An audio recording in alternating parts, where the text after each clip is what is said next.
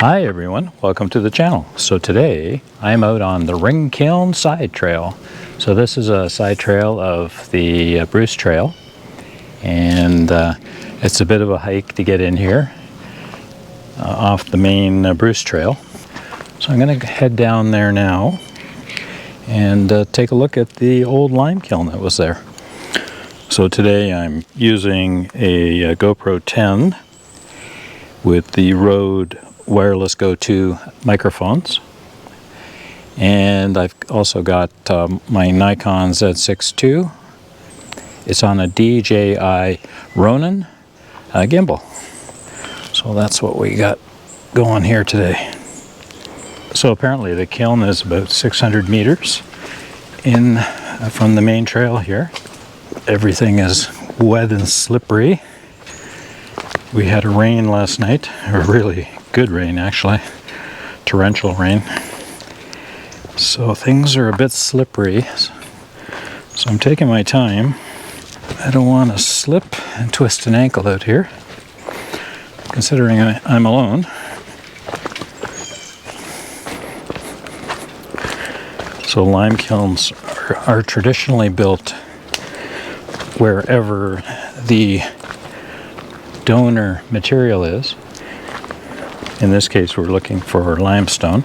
So what they do is they take the limestone from a quarry right in this spot. Oop. Oh, it's a bit tricky to get here. I thought it was going to be kind of flat ground here for a while. At least I was hoping anyways. Like I say, we've had a rain overnight and everything is pretty slippery, especially with all this green stuff on it. Can't be much farther. A note of desperation in one's voice.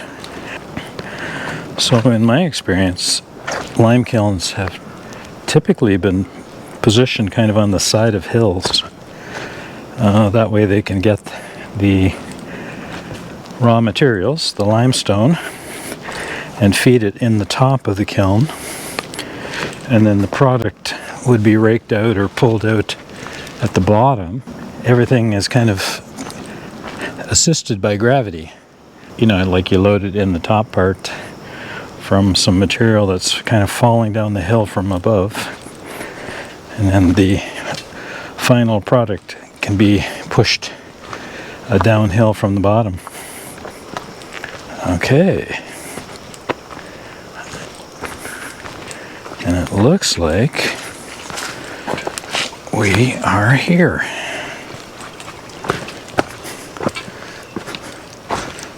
Oh wow. And there she is. So we're here now at the Hoffman Lime Kiln ruins, and this is part of the industrial heritage of the Forks of the Credit. The Hoffman Lime Kiln was constructed in 1896. There were 12 draw kilns, and the whole construction was about 30 meters long and 15 meters wide. So apparently there's a chimney about halfway down here, and the chimney was about 30 meters high, and that was basically the central chimney for the entire complex. So blocks of dollo stone were loaded into the kiln. So that's a type of limestone, and they were loaded through large openings called wickets around the outside of the kiln. So the internal ring of this kiln was divided into 12 burning chambers, and they operated 24 hours a day, 7 days a week. And in the end they would unload lumps of lime, which was then ready for sale. So lime can be used in the manufacture of concrete, and can be used as a mortar basically. So you can also use lime in agriculture, kind of like a fertilizer basically. So this section of the escarpment was known for its quarrying operations. So there was a number of quarries along here, and just below us is the Credit Valley Railway. And so the Credit Valley Railway, of course, brought a lot of industry through this area. So apparently further on there's remains of old railway sidings and derricks. I've never seen that before, so we'll have to go look for that. So these walls of the kiln are massive. Holy smokes.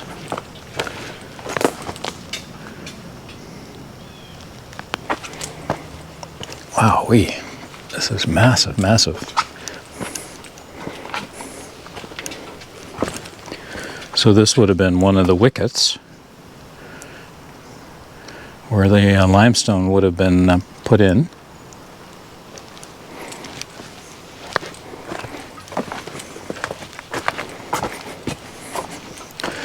Here's another wicket.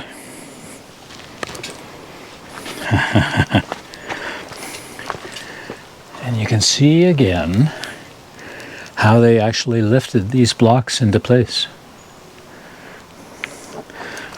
So here's one of the holes that they used for gripping to move that block around. Wow, that's pretty cool.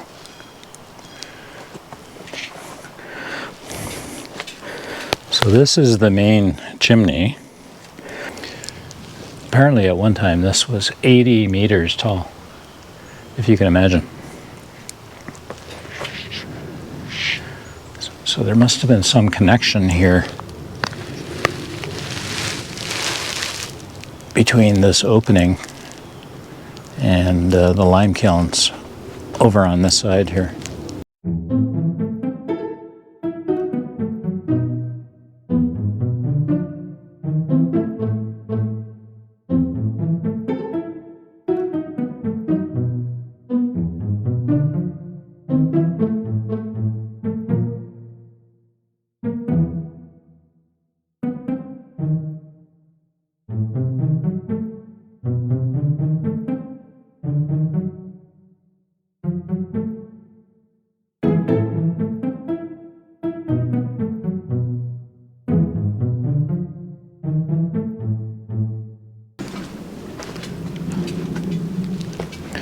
Another wicket here.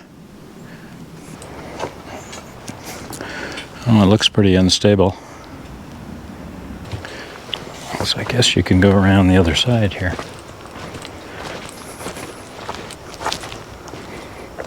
This whole construction here is pretty massive. So like I said, this was built in 1896, and it actually only operated for 3 years, if you can imagine. So this must have been a massive undertaking to build this thing, and it only ran for 3 years. And why is that, you would ask? Well, it's because we're below the escarpment here, and the winds have kind of funny things happening when they come over the escarpment. And apparently there was such a downdraft coming into the top of the chimney here that it prevented the kilns from reaching high enough temperatures to actually operate properly. So what they found was the kilns were too cool, so they weren't very efficient. So yeah, so here's the chimney that caused all the grief, actually.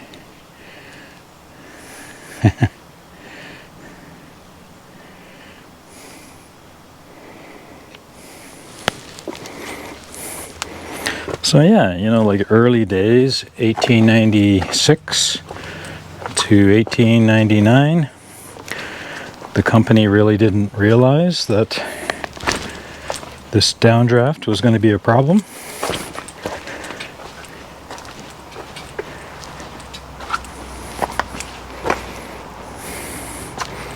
So only after a few years, this place ceased operation, if you can imagine.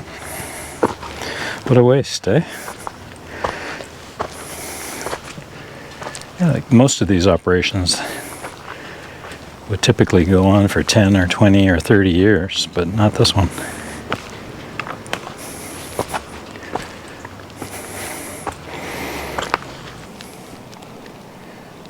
So the only thing that remains of the chimney now is basically the base of it. And you see here now they've got a cover. So apparently this cover was brought in by helicopter, if you can imagine, and hoisted in place here. So I guess when the Bruce Trail Club wanted to open this trail up, one of the stipulations of the current owners was that this opening in the chimney would be covered just to stop somebody from falling in. So they went ahead and put this cover in. But they had to bring it in by helicopter, if you can imagine. So that was only done recently.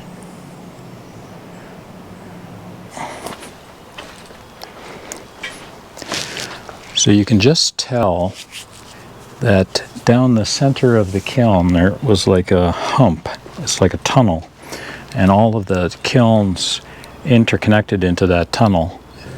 So I think there were 6 kilns on each side for a total of 12, and they were interconnected through a tunnel down the middle, and I believe that's where all of the exhaust gas came out and went across up to the top of the chimney here. You can see the opening up here. That's kind of cool.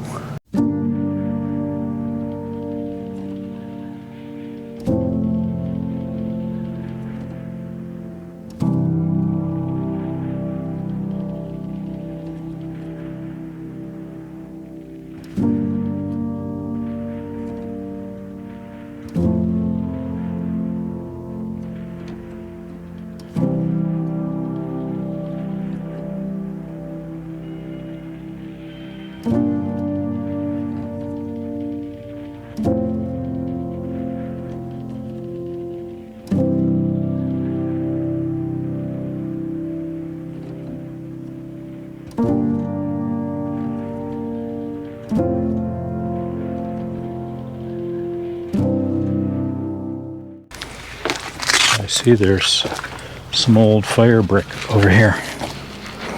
So I wonder, I've got my Olight Maurader Mini. So I'm going to try out this light and see what it looks like. There we go. Awesome. Very nice and bright. So if you want a super light, try the Olight Maurader Mini. I think it's 7,000 lumens. Really a terrific light.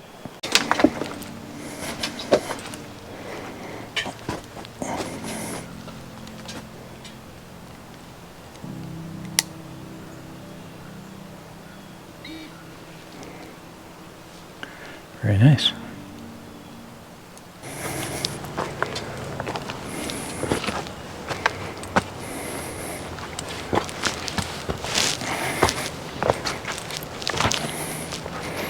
Oh yeah, you can really plainly see the concrete, well not the concrete, you can plainly see the arch passageway that went down the center of the kiln.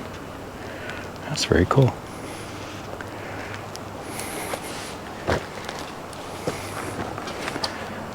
I don't think you'd want to walk on there too much. The entire works might come crashing down.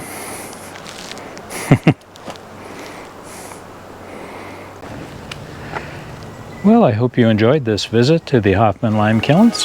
If you have any more information and would like to add it, please comment below. As always, please like, comment, and subscribe.